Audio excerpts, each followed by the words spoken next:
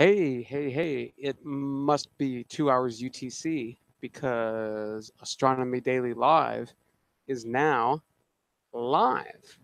So, hey, hope everybody's doing good today. I'm going to pause my live stream over here, pop the chat out, and I'm going to post on Twitter that I am now live. I'm seeing others doing that when they go live. So I'm just, when when you see something that is really great and, maybe seems to work a little bit, it's like copy it. Copy it. Yeah. There's nothing wrong with copying. So I'm going to copy my little message here and throw it over onto Twitter. So I've got a few followers over on Twitter too, and they may want to know that I am going live right now. Oh, look at that. I have to fix this. Fix it. Fix it. Mm-hmm. Okay, and I'll pop up a picture. I'll probably just do my latest one with the colors. That's always a great one. So hope everybody's doing well tonight. This is Astronomy Daily Live. You can call me Cosmic. And for the next hour or so, we're going to be talking astronomy. Anything, anything to do with astronomy at all. And that pretty much covers everything. so, so that's one of the neat things that I discovered about um, the science of astronomy early on is that, I was and am um, intensely curious about everything. And so it's like, okay, what means are there to trying to study everything? And it turns out that the science of astronomy pretty much covers that pretty darn well. So let's see. I'm going to go back on this one. I'm going to pop into the chat, see if anybody's over there. Not yet. Not yet.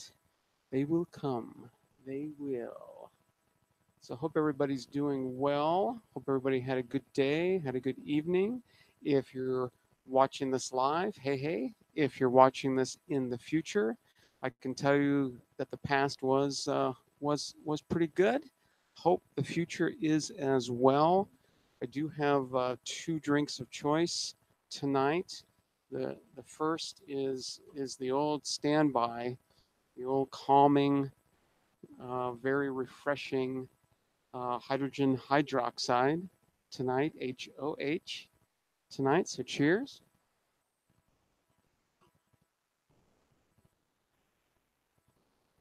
And I've got some coffee too in the nice thick mug. You can sort of see the rim there is nice and thick. So I've dropped this a couple times, no problem at all. I do not plan on dropping it, but when you live in this, so-called gravity thing, that everything sort of moves towards the center of the Earth. Uh, yeah, you just you hope that it doesn't happen. And let's start on that topic.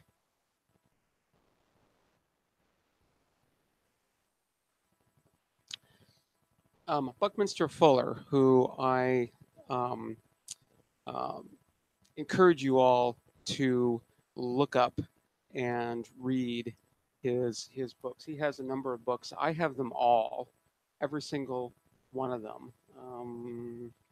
Let me pull out another one here, just so you can sort of see. And I am going somewhere with this, but since I mentioned the man's name, Buckminster Fuller was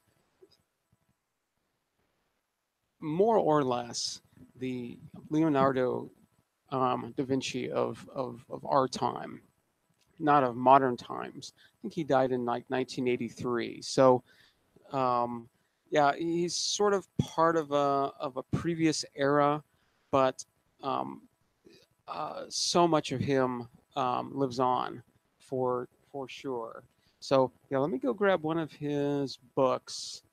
Mm, let's see. Maybe I might have one back here. I've got a collection of his over here, but I might have. I have one here. No, that's not it. No.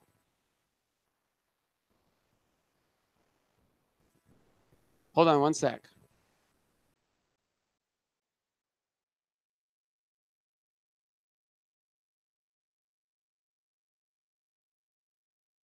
Kitty troubles. Kitty troubles. All right. I'm just gonna go over and see. Let me see if I can find this one that I sort of have in mind. It's either up here on this shelf or it's over here. One second.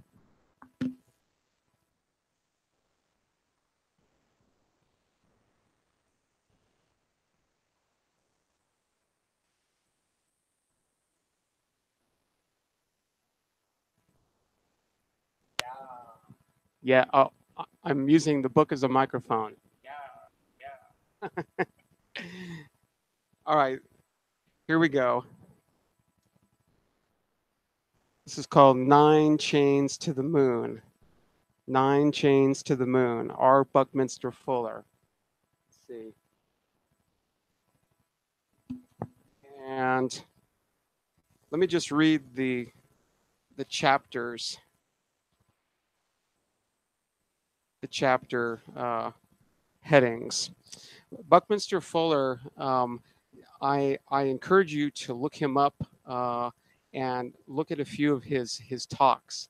He did a talk once, something that was called "Everything I Know," and uh, it was set at some kind of university. I don't remember exactly where. Don't remember exactly when. It was probably in the late 70s. Yeah, mid 70s, late 70s or so. And it was a course of several days where he just did a brain dump. He just did a like a complete brain dump. Everything I know. And man, he he he's a very unusual speaker, and it takes a little while to get used to him. Once you do, you know, it's sort of um, um, like reading some books. You know, it takes a little while to sort of get used to the flow of and the language and all that. But so he takes a little while to get used to. He can talk very, very fast.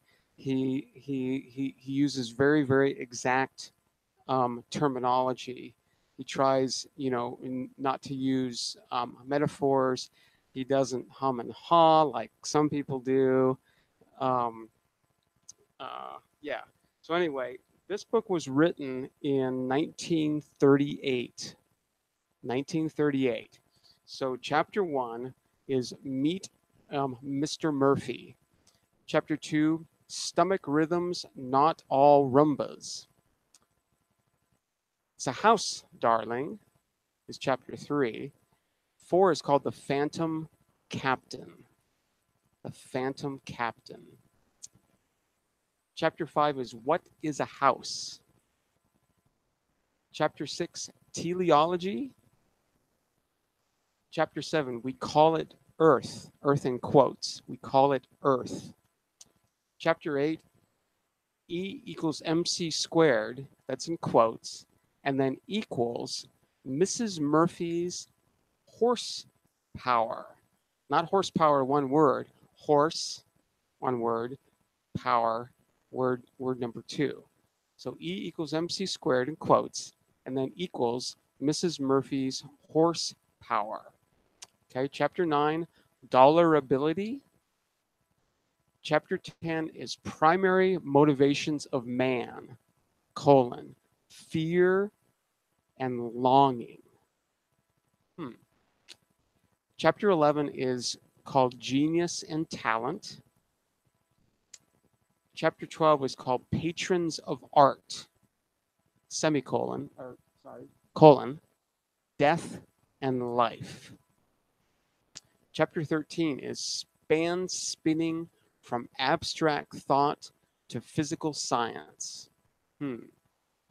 Chapter 14 is called Dogmatic Toll Takers, semicolon, Detour via the Northwest Spiral, semicolon, Triangles and Squares.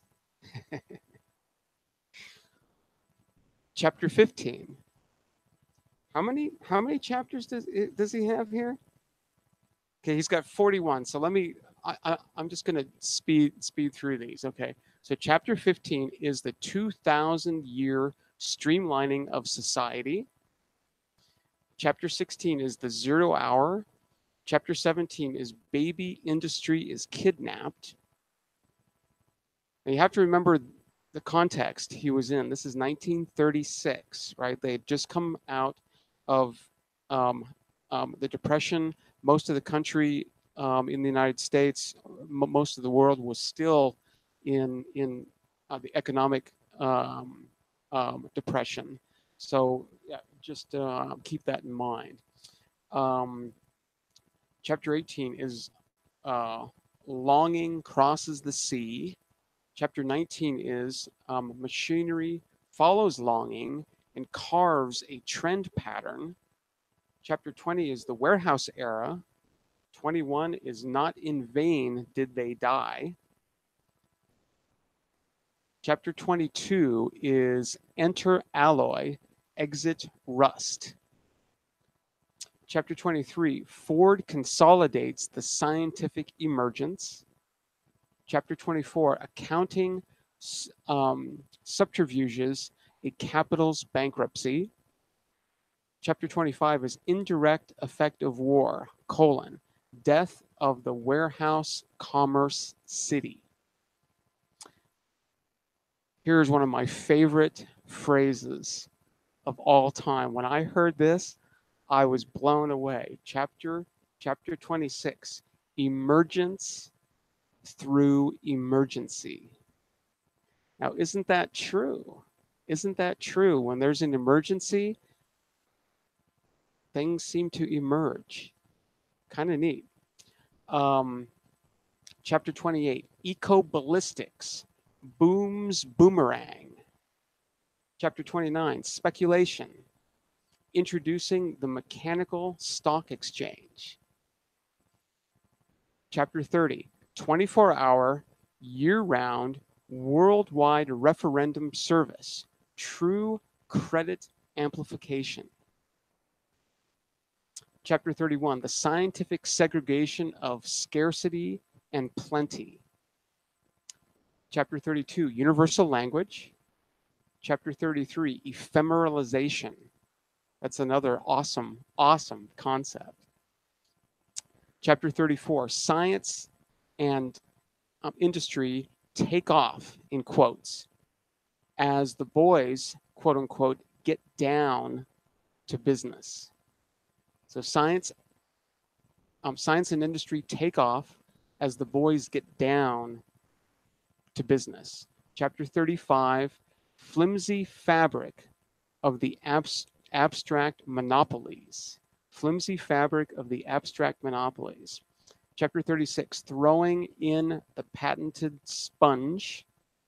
Chapter 37, scrap, coup d'etat of the random element. Chapter 38, old woman who lives in a shoe. Chapter 39, scientific dwelling service. Chapter 40, the 9 chains, chains in quotes. Chapter 41, Jones and the Exian, X as in the letter X, X-IAN, Exian. Chapter 42, resolved to resolve. and chapter 43 is called Anthem. It's how many pages is this sucker? 375 pages of Bucky. And I don't think there's many pictures in this one. It's not too many pictures. It's all words. He is definitely a word man, never a bird man. He's got some diagrams in here that I have absolutely no idea what any of that means. But the reason why I brought him up was because Bucky Fuller uh, pointed out pointed out that in this universe there is no such thing as up and down, and there is no such thing as you know things like sunrise and sunset. It those two things exist. They just don't exist at all. I'm going to start up my live stream over here on my on my uh, on my smartphone. There we go. There we go. So things like up and down don't exist. So what he suggested, and I agree, is that there are things called in and out, right? So that's why that sort of got me thinking about Bucky tonight, because I was talking about how uh, I've dropped this coffee mug a couple of times, and what we commonly say is that it fell down. Well, really, there is no down. That that is a relative term, and it's not really correct, right? What this mug does is it moves inward. It moves towards the center of the earth. So we can move in and we can move out, and uh, we can move forward and back, and we can move left and right.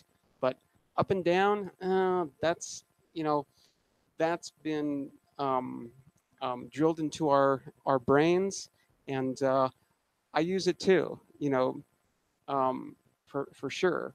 But I use those terms bearing in mind that they aren't correct. It's just if you start using other terminology, uh, then it's harder to communicate because nobody really understands those kinds of concepts.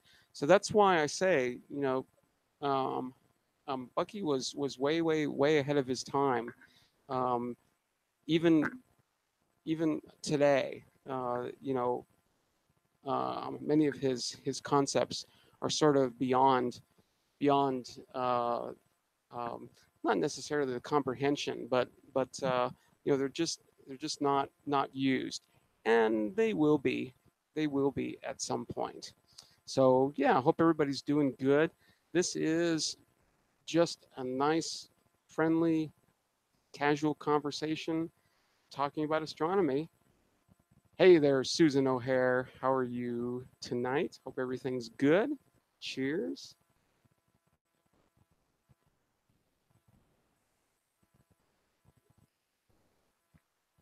So, yeah, check Bucky out.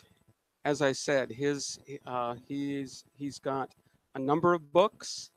All of them are incredibly awesome, incredibly mind opening, mind expanding, for sure. This guy was way ahead of his time. Way ahead of his time.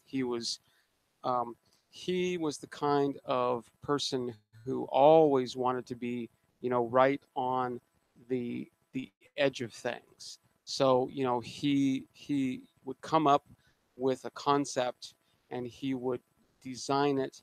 He would do all the engineering. He would work it all out. He would come up with the processes. Hey there, Tom. Hope everything's well with you. Um, he would come up with all the processes. He would work out how much um, materials and time and energy it um, it would take. He sort of he thought up um, first, the concept of sort of the modular house, where he thought that houses could be built in factories, where it was much more efficient. You didn't have to worry about weather, and you could pump houses out, just pump them out, pump them out, pump them out. You could make them, extremely awesome. And then his idea was because the materials that um, were being used were such, they were so light that you could actually fly these houses in with a helicopter and land them anywhere on Earth, right? It's just a brilliant idea, and the concept of modular homes, manufactured homes, came from him. I live in a manufactured home, and I think of that almost every single day. It's like I'm living in a house that Bucky built, and I think that's incredibly awesome.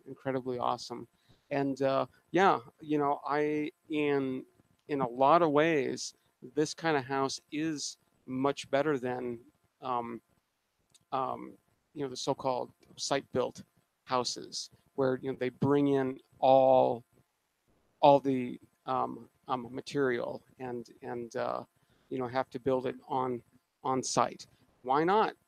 Fly it in, truck it in, um, um, whatever else, but actually build the house in an enclosed environment, in a controlled environment, right? Where you can use the best materials and use the concept of the assembly line, which works really well for lots of other things. Why not do it for houses, right? So yeah, he was way ahead of his time, and as I said, I think a lot of his ideas are still yet to come, because he was so far ahead of us. Mm, cool. That's right. That happened just a while ago. So Tom points out that three members of well now three former members of the International Space Station have undocked from the station, fired their retro rockets, and are about to land. About to land. Haven't yeah, there haven't. I don't think there's ever been any trouble with those kinds of landings. They actually land on land with a parachute. It's probably really rough. It's probably really rough. But it's like, oh, I'm back on Earth. It's been months, right? Months and months and months. It's like I don't care what it feels like at the end, as long as I'm not banged up too bad. You know, I can endure pretty much anything because I'm back on the ground, and that has got to feel great. I mean, it's got to feel really great, um, being up there and being able to work and all that. Those people work. They um, they spend a lot of their time um, um, maintaining the station, just sort of keeping it running. But they're also doing all of these experiments, right? Because what the International Space Station is, it's a laboratory in space. It's a lab. It's not. It's not anything else. It's just a laboratory, and they have I I dare say dozens of experiments running at the same time. So it's just an ongoing thing. Those people are working and working and working and working and working and working all the time. They have to exercise too. They have to exercise, I want to say like 2 or 3 hours a day, because if they don't, their physiology just completely falls apart, right? So they have to, uh, yeah, the green hills of Earth. Um, they have to um, do a lot of exercise. They have to do a lot of just maintenance, right? So a lot of their day is spent doing that, and then the rest of their day is spent running experiments. And yeah, it, I, I mean, it sounds really, really glamorous, to be up in space and looking down on the Earth and all of that. But when it comes down to it, they are working. They are working in a very course, a very unusual place. But man, the work must just be insane. So, you know, uh, not only not only do they get to you know, come back to Earth and walk around on the green hills again, right? But they can take a break. They can take a long, long, long break. I don't know exactly, but I would sort of think that the astronauts have some kind of deal where it's like, look, I will go up there, okay? I will work my ass off, right? I will work, I'll do the experiments, I'll have a good time, I'll talk to the media. They talk to the media constantly, right? They're always, and it's the same questions all the time, what does it feel like, you know, to be in um, um, microgravity? Uh, um, yeah, it's the same thing over and over and over again. So it's just it's monotonous, lots and lots of work. Anyway, so when they land, okay, when they land, I think I think that they're smiling because they know that they get to take a break, and I think that is the deal. It's like, look, I will do all this shit for you because I want to, right?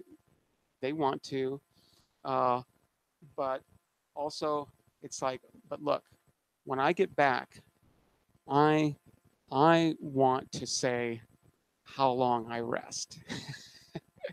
So I hope that they have some kind of of deal where they can just sort of relax, you know, they can just have a good time doing absolutely nothing for a while. That's that's got to be really, really, really great. Uh, Robert Heinlein. Yeah. Hey, I'm reading I'm reading this book now.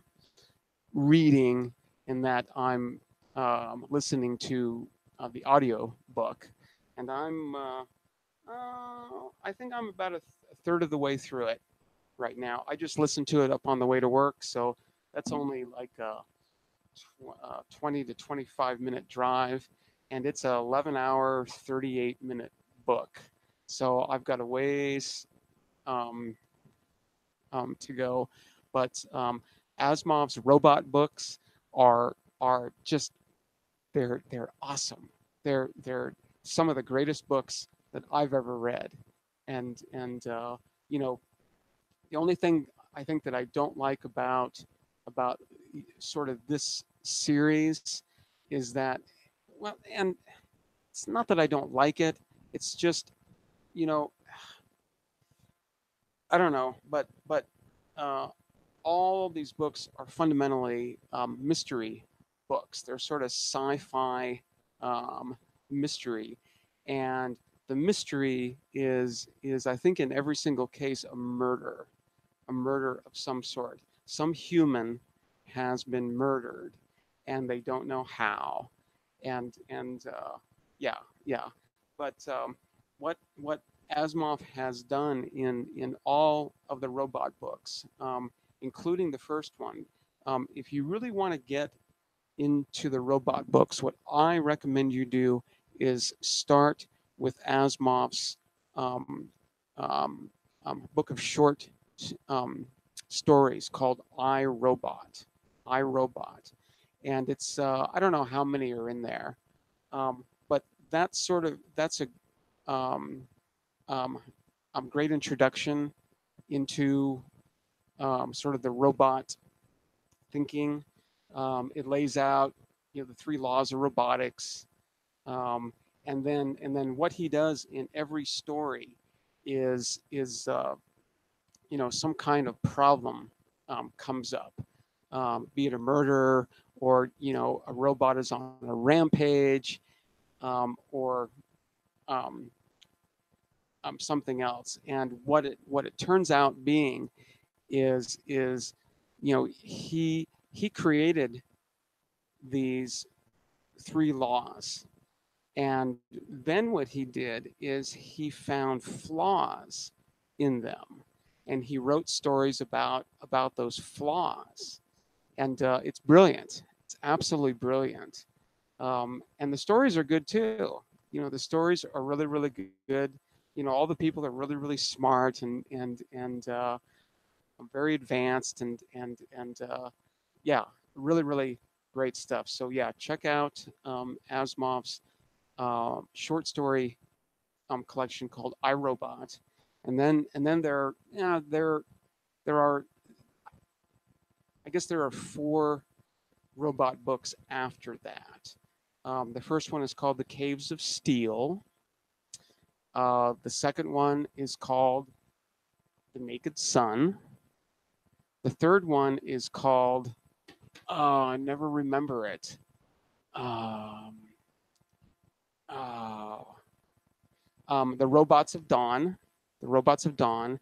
And the fourth one, which I've never read, is called, I think it's called uh, Robots and Empire.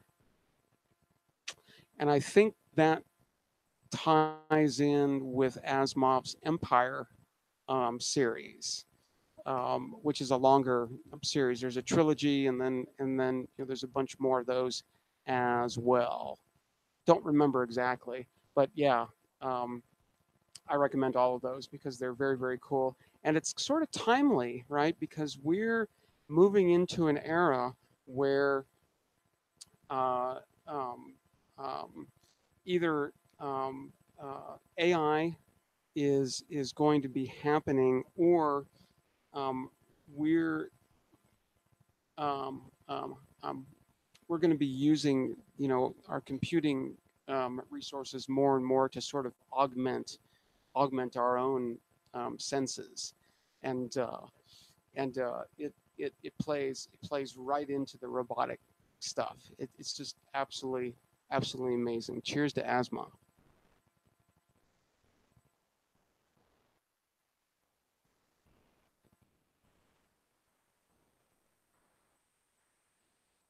So when the ISS astronauts return, they have a heavy schedule of speaking engagements and outreach activities. Man, that sucks.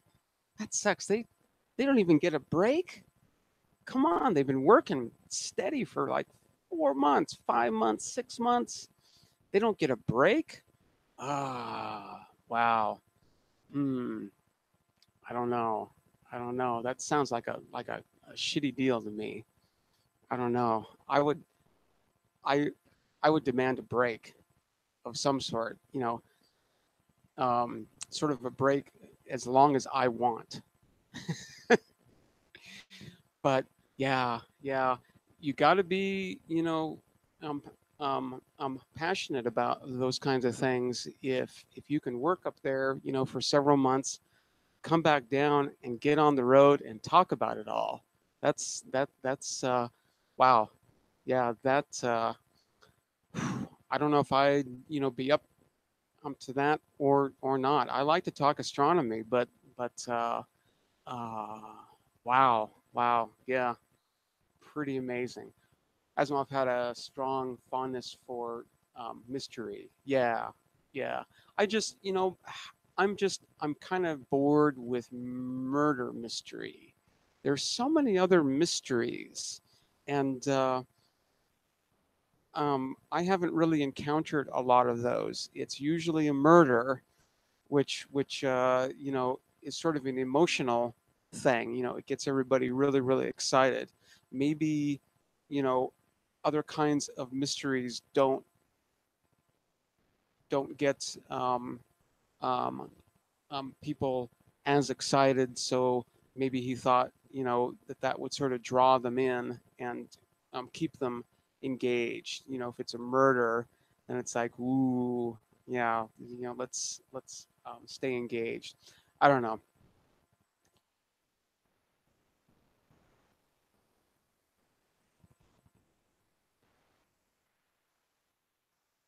So what I thought I would do is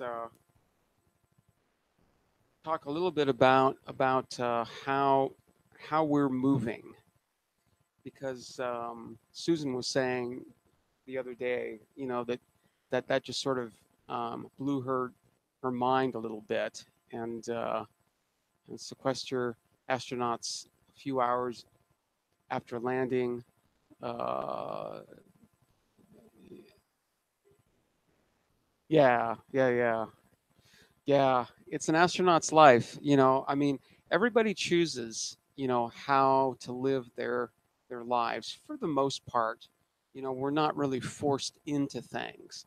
So, the astronauts are probably know very, very well what they are getting into, and they comply because it's what they want to do. I'm just saying that I guess if it was me, maybe I wouldn't make a good astronaut, because I would I think I would you know sort of make some unreasonable demands. No, no, I don't know. So, but I thought that we would talk about our motion, and not only um, sort of how fast we move, but how far we move in a certain period of time. Now, these are all I'm I, I'm going to make some pretty rough guesses, pretty rough guesses in terms of all of this. But there are three motions that we see. One, two, three. Yeah, there's three motions that we're pretty sure about. Pretty sure about. So the first one is that, as I sit here right now, I'm sort of connected to the surface of the Earth, and the Earth is spinning on its axis, right? On this invisible line that goes from the North Pole to the South Pole, and we're spinning on that. Now, depending on where you are on the Earth, you're spinning at a different speed, right? If you're sitting on one of the poles, right, either the North Pole or or the South Pole, um, you're not really moving around the planet all that much.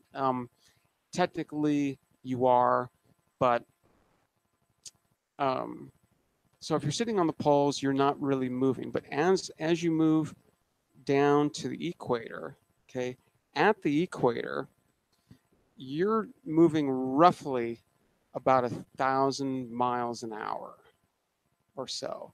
And of course, relative to us, the Earth is spinning west to east. So it's going, and I'm sort of okay. That way, to me is east. That way is south. That way is west. So um, um, to me, uh, let's see. The Earth is spinning west to east, so it's going this way. like that. Yeah, I think at sort of the latitude of the United States, we're moving somewhere between like 600 and 800 miles an hour, something like that. Roughly speaking, it's about 1,000 more or less, more or less. So, so every single day, each one of us, more or less, travels about 24,000 miles. Okay, 24,000 miles in a day, right? So that's 1,000 miles an hour, and we have a 24-hour day. Um, yeah, clockwise doesn't work, Susan, at all because it depends on how well it depends on your perspective, right? If you're looking at it from the North Pole, if you're looking down on the Earth from the North Pole, then then yes, the and you may see this in a reverse thing on the um, on video, but yeah, if you're looking at the Earth down from the North Pole, then yes, it'll be going counterclockwise.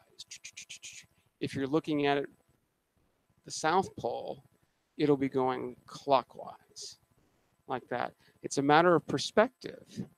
So yeah, if you're looking down on the North Pole, then the Earth would be spinning counterclockwise like that. So every single day, uh, yeah. Um, uh, so everything, yeah, yeah. There's all kinds of motions. There's all kinds of motions. I'm talking about mainly sort of the three big ones. Uh, there are all kinds of wobbles and that kind of thing too. But the big three is number one is that we move about 24,000 miles every single day. Okay, just by standing on the Earth. That's it, right? So the second big motion is that the Earth is going around the sun, right? The Earth is going around the sun. Now, it isn't a circular orbit, it's slightly um, um, elliptical, but let's just say it's a circle just to make it simpler, okay? And let's say that the radius of that circle is about 93 million miles, about 140,000 kilometers. Is that right? Is an astronomical unit. The the distance between the Earth and the Sun, at least the average distance, is what's called an astronomical unit. And I'm just going to get that. I'm going to get that number because I would much rather do this in kilometers than in miles. Astronomical unit.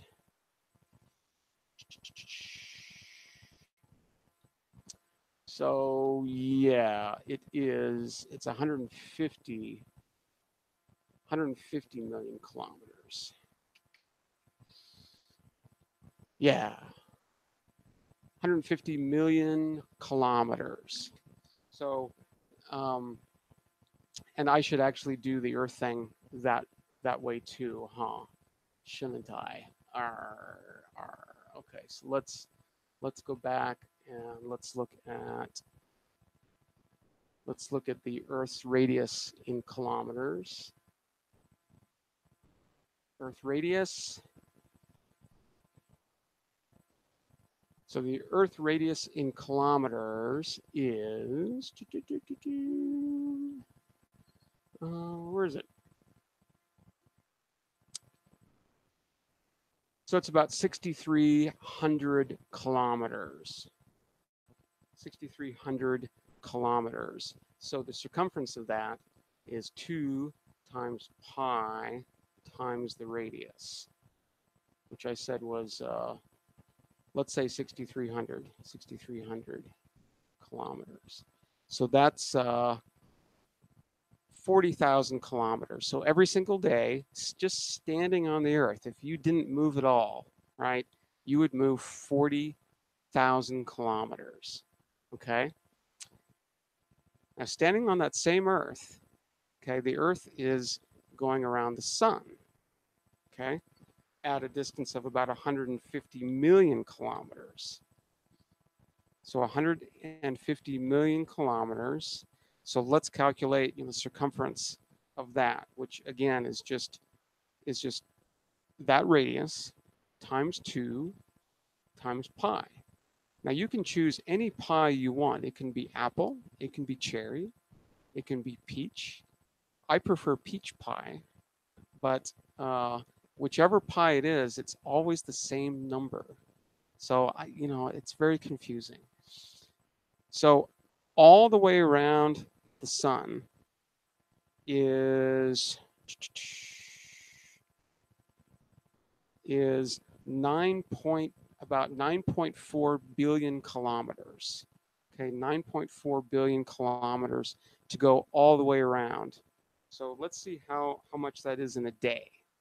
Okay, so it's all you have to do is just take that number and divide it by, let's divide it by 365.25, just because. So every single day, okay, we're standing on the Earth. The Earth is spinning on its axis. That gives us 40,000 kilometers.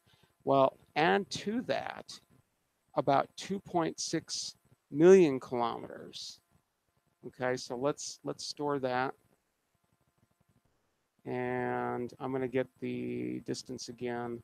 So I said 6,300 radius times 2 times pi. Okay, so let's store that one. Okay, so spinning on the Earth, traveling 40,000 kilometers per day. The Earth is going around the sun and traveling almost 3 million, yeah, 2.6 million kilometers per day. The other sort of big motion that we have is that the sun and our entire solar system is moving around the center of the galaxy. Now, I think maybe I can look this up.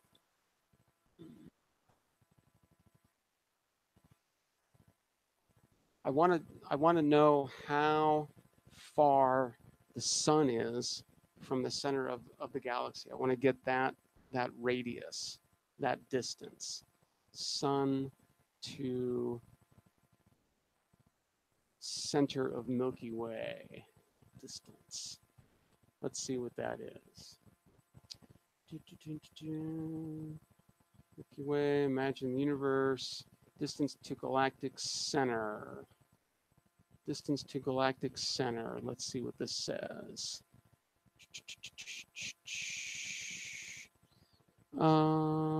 Distance to galactic center.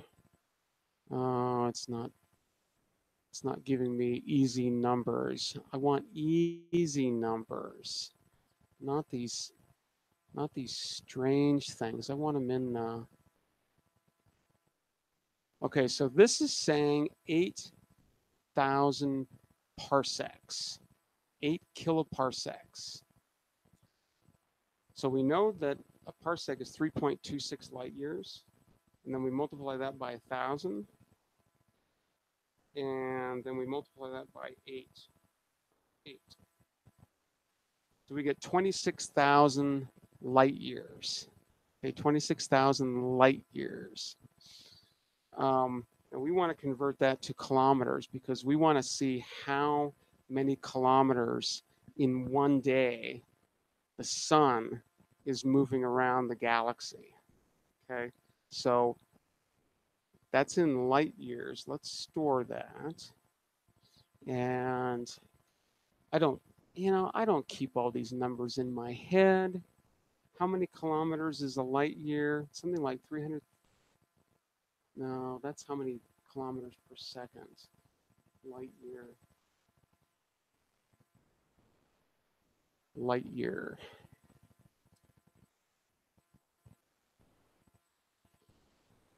Let's see. So it's about 9.5 trillion kilometers is 1 light year. Okay, so let's do 9.5 times 10 to the 12th. That's 10 to the 12th is a trillion. Trillion? Is that right? Yeah. Okay, so that's 1 light year. Okay, so then we have to multiply that by the number of light years that's between the Earth and the center of the galaxy, and that was 26,080 light years. So we get 2.5 times 10 to the 17th kilometers. Okay, so that's the radius. That is the distance between the sun and the center of the galaxy. So now let's get the circumference.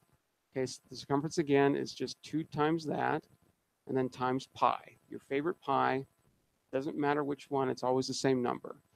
So the circumference, so if the sun were, making a circle around the center of the galaxy, then that distance, how far around that goes, is like 1.55 times 10 to the 18th kilometers.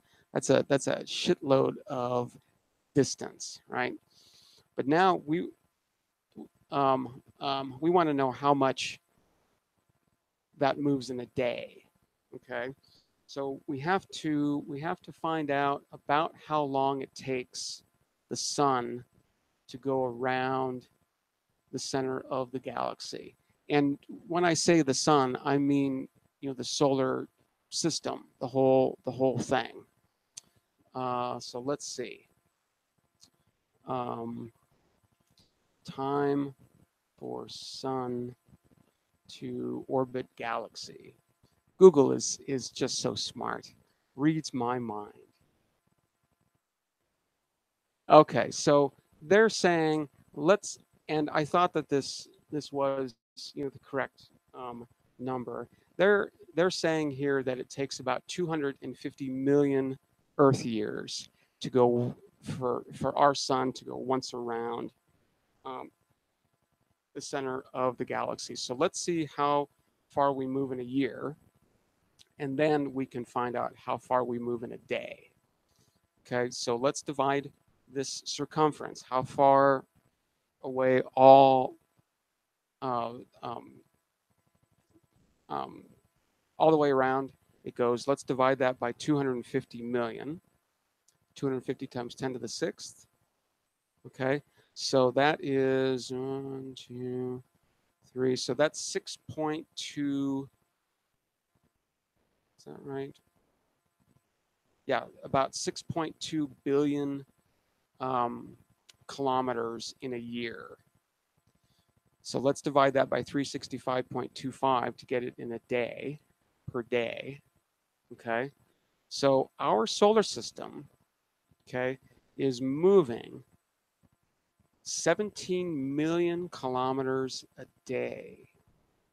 I'm going to store that because that's what we're interested in. But let's see how much that is in an hour. So divide that by 24. So every single hour,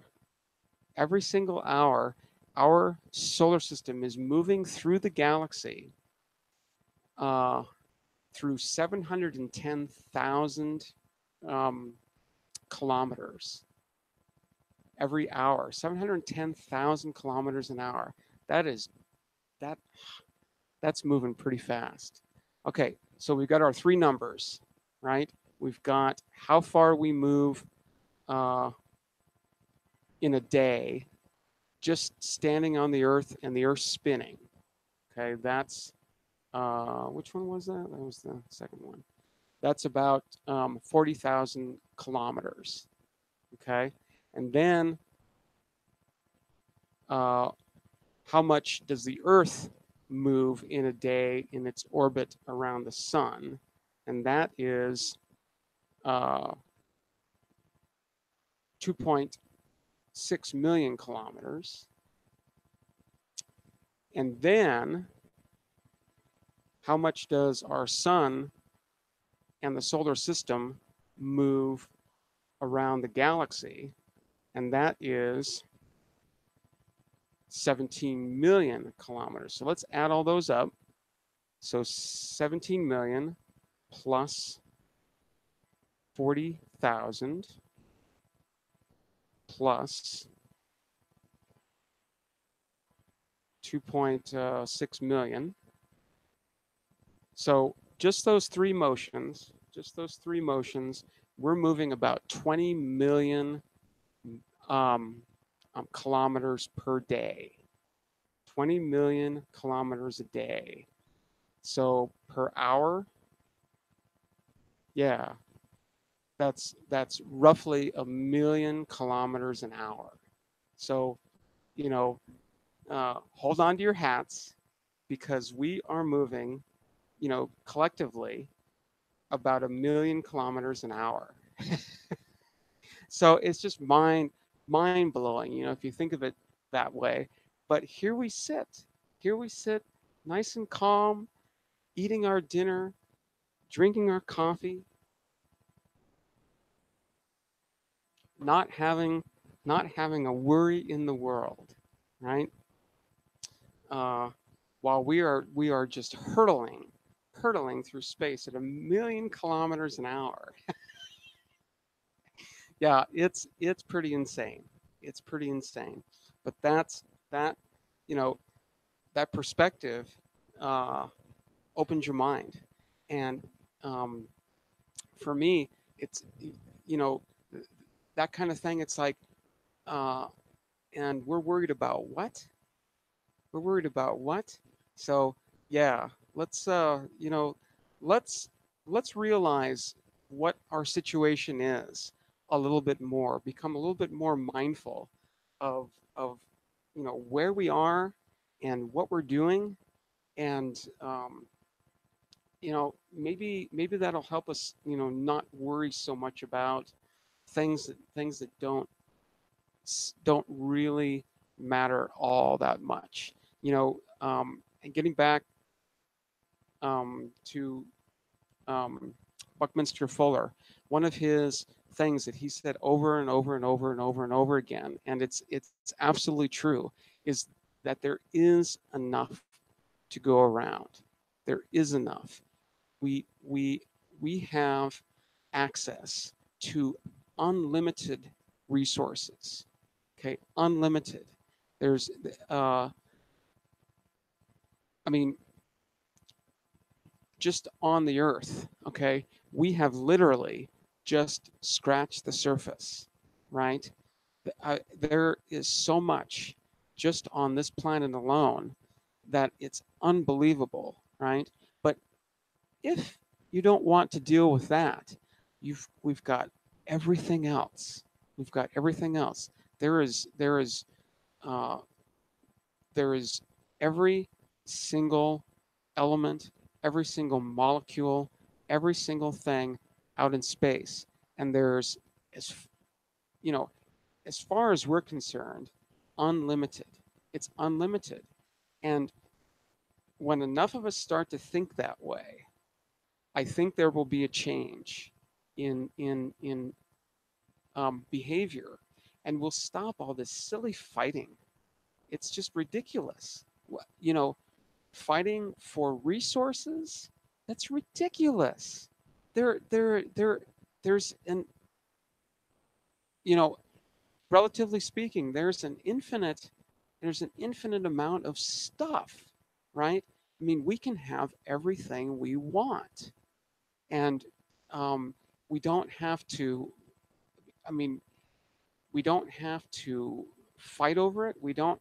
I mean, if everybody has everything that they could ever want, okay, then there'd be absolutely no need to want somebody else's stuff, because you can have that. I mean, you may not be able to have like that exact thing that that person has, but if you want, you know, that kind of car that that person has, you can get it. You can have 20 of them. You can have 100 of them. It doesn't matter. It doesn't matter because they're all those um, materials are out there, and it's all we have to do is just go and get them. It's it's as easy as that. We have to get it. Yeah, we have to work a little bit to you know, sort of make it into the forms, that can be used, but all the raw material is out there and it is endless. It is endless. It'll never run out. The universe is huge. It's huge. These numbers that I'm giving, okay, are for our, you know, our motion in our galaxy, okay? And our galaxy is just one of trillions, trillions. And there's stuff in between galaxies as well. So we have no idea. We have no idea. There is so much um, stuff that we really don't have to worry about that. And so let's just stop fighting about getting somebody else's stuff because it's ridiculous, ridiculous. And I think, as I said, I think uh, if more of us realize that, um, the sooner we can sort of get on with the cool stuff, right? The cool stuff, which is, um, learning and finding out things, and solving problems and enjoying, just sitting back and enjoying, right? Not having to work so much and having to struggle and having to fight and having to all this. It's ridiculous. It's ridiculous. I think we should be having fun. I think we should be enjoying all of these things.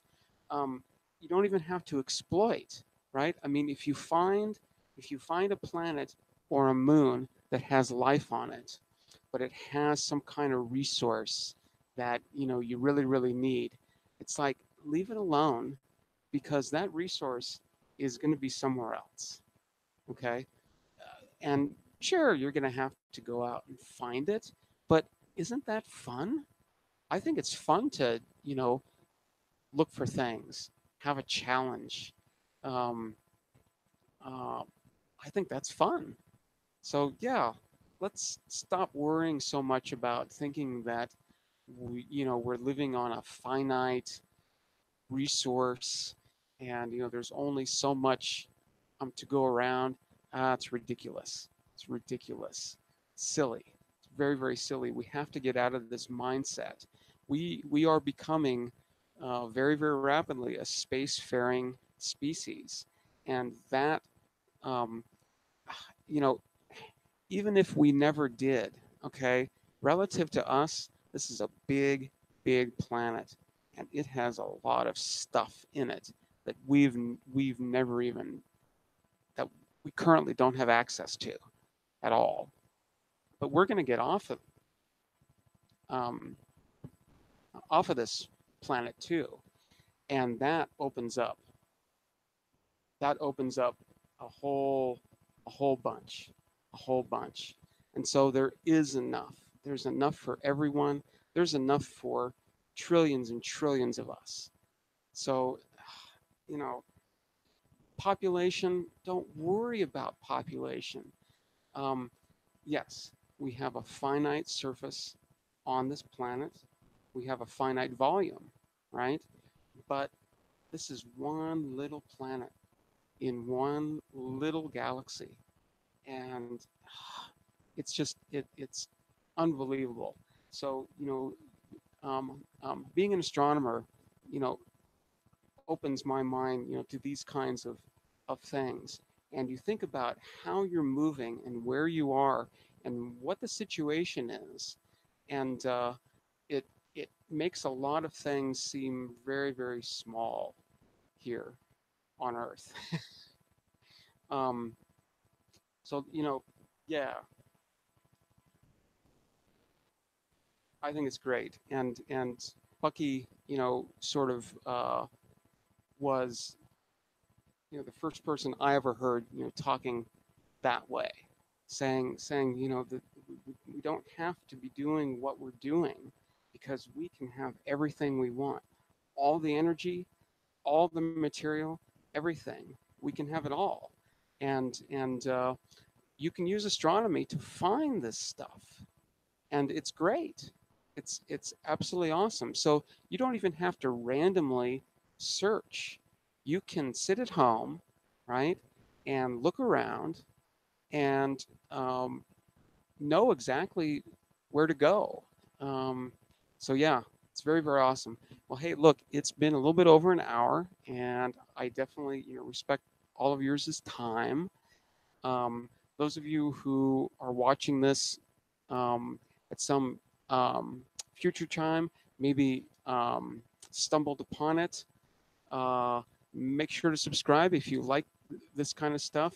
Um, little preachy tonight, not a lot of astronomical talk, um, but that's one of the cool things about having a daily show is that I don't feel obligated to have to, pack a whole bunch of things into one show because, oh my God, it's um, you know, I get this one chance a week or one chance a month, and I don't have to go for hours and hours and hours to try to pack a whole bunch of things in.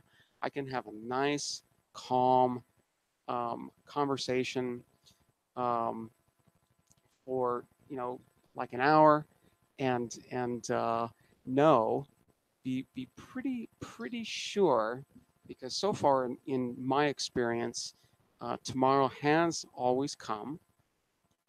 So what I can say to you now is that I will see you tomorrow. I will see you in a little less than 23 hours.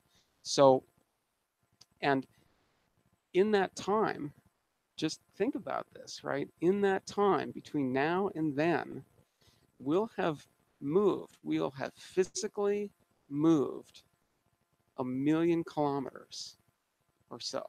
So enjoy your place because this is the only time that we will ever be right here.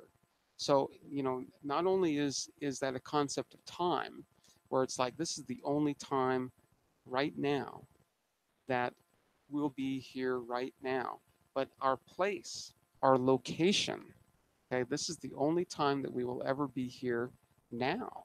So isn't that cool? Isn't that cool? We will never be here ever, ever, ever again.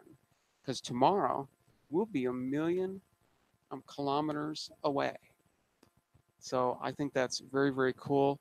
Uh, it's it's a change in perspective that I enjoy and greatly respect for sure. I'm glad I'm here to enjoy it. I'm extremely glad that I can, have some meager comprehension of that, although it's still mind blowing. Mind blowing. I've been thinking about this for 40 plus years, and it's still just so yeah. All right. Well, I will see you somewhere over there, 1,000,000 kilometers away. Don't know exactly where, but somewhere over there. We actually do know um, directions too. So yeah, at some point, um, maybe we should um, um, get into that. Which way are we going? So, all right, for now, at this location, at this time, I will see you at another location at another time, far, far away, 23 hours, a little less than that from now. So, hope everybody has a great day, a great night. As I said, make sure to subscribe. You can hit the notifications to find out exactly when this is for your location. It does happen every single day at 2 hours UTC. Hit the thumbs up or the thumbs down. I definitely like to see and read comments. Constructive ones are the best. Greatly appreciate those. Um, and make sure to share um, these videos around. If you think somebody you know